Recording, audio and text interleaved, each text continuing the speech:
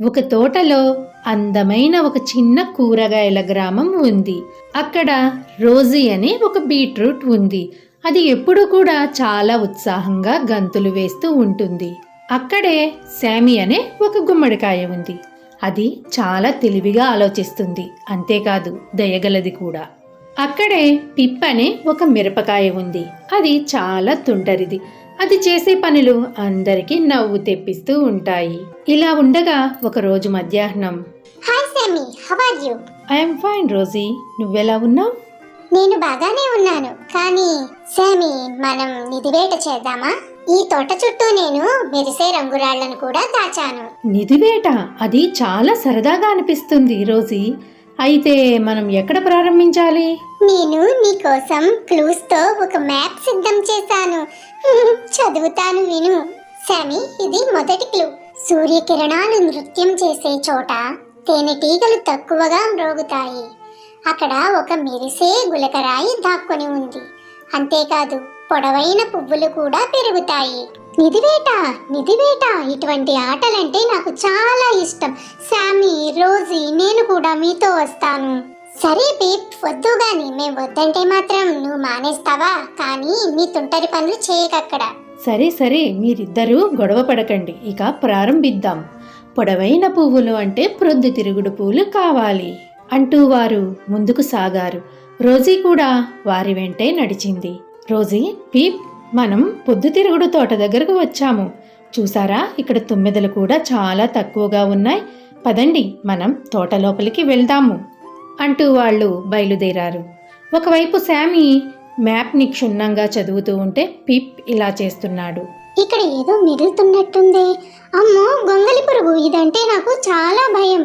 ఓ, ఆ మెరిసే రంగురాయి నాకు దొరకలేదు. మిత్రులారా, తొందరగా రండి, నాకు ఆ నిధి దొరికింది. శామీ, నువ్వు చాలా తెలివైన వాడివి అంటూ పొగిడాడు పిప్. ఇక రోజీ అయితే ఆనందంతో తెగ గంతులు వేసింది. వాళ్ళు మొదటి రంగురాయిని సంపాదించారు. ఇక రెండవ క్లూ ఇలా ఉంది. నీరు ఎక్కడ ప్రవహిస్తుంది మరియు కప్పలు ఎక్కడికి వెళతాయి? అక్కడ ఒక ఓక్ చెట్టు కింద నాచులో ఒక మెరిసే రంగురాయి ఉంది. ఈ క్లూ వాళ్ళని ఒక చిన్న చెరువు వద్దకు తీసుకువెళ్ళింది. వాళ్ళు ఆ ఓక్ చెట్టు మొదలులో ఒక రంగురాయిని చూశారు. అక్కడికి వెళ్ళాలంటే వాళ్ళు ఆ చెరువును దాటాలి. నువ్వు జాగ్రత్త, లేకపోతే ఆ చెరువులో పడతావు. అలాగే శామీ. పడ్డాను పడ్డాను పడ్డాను పడ్డాను.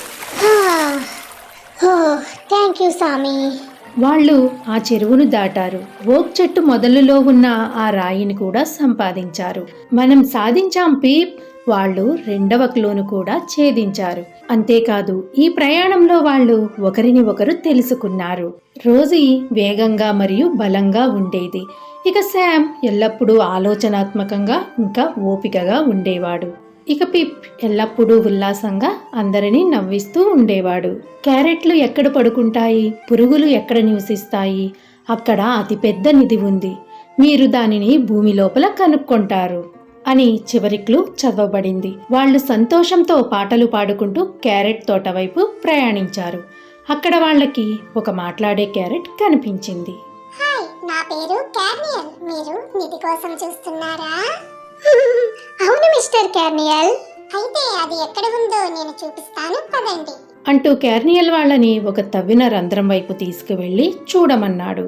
ఆ రంధ్రం లోపల ఆశ్చర్యంగా ఒక మెరిసే ఇంద్రధనుస్సు రంగు గులకరాయి ఉన్నది. అది చాలా అద్భుతంగా ఉంది. వాళ్ళు ఆ రాయిని తమ చేతుల్లోకి తీసుకున్నారు. వాళ్ళు చాలా సంతోషంగా ఉన్నారు. మీకు ఒకటి తెలుసా? నిధిని కనుగొనడం చాలా సరదాగా ఉంది, కానీ మీ ఇద్దరితో గడపడమే అసలైన నిధి. వాళ్ళు కలిసి పనిచేశారు, ఒకరికొకరు సహాయం చేసుకున్నారు మరియు స్నేహితులుగా కలిసి ఉండడమే అన్నిటికంటే ఉత్తమమైన సాహసమని వాళ్ళు తెలుసుకున్నారు.